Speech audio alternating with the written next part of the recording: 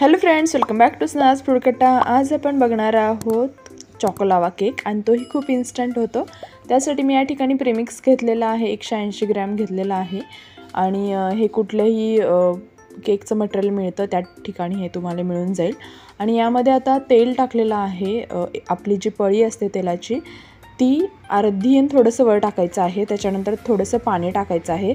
केकची बॅटरची जी कन्सिस्टन्सी असते ना तशा स्वरूपात आपण झालं की पाणी नाही टाकायचं, तोपर्यंत आपण थोडं थोडं पाणी करून त्याचे बॅटर कन्सिस्टन्सी करून घेणार आहोत।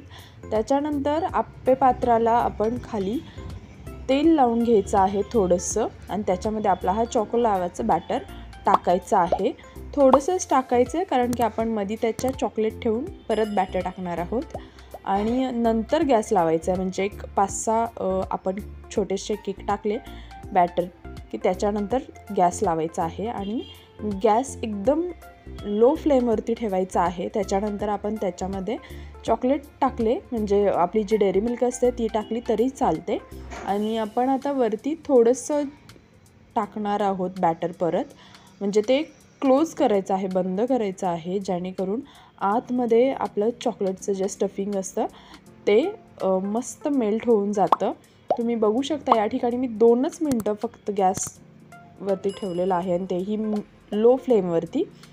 आता दुसऱ्या बाजूलाही ठेवायचं आहे आणि आता तुम्ही एकदम 1-2 मिनटासाठीच परत ठेवा आणि खूप सुंदर असं होऊन जातं।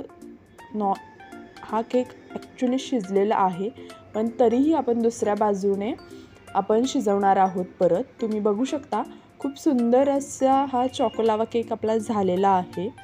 आता परत झाकून ठेवायचं आहे।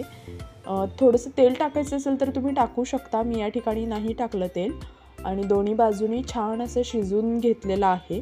आता याला आपण वरती जी आपली पिठी साखर असते ती गाळण्याने वरती स्प्रिंकल करायची आहे आणि खूप सुंदर असा हा चॉकोलावा केक झाला होता आणि तुम्हाला ही नक्की रेसिपी ट्राय करून बघावीशी वाटेल, झटपट होते।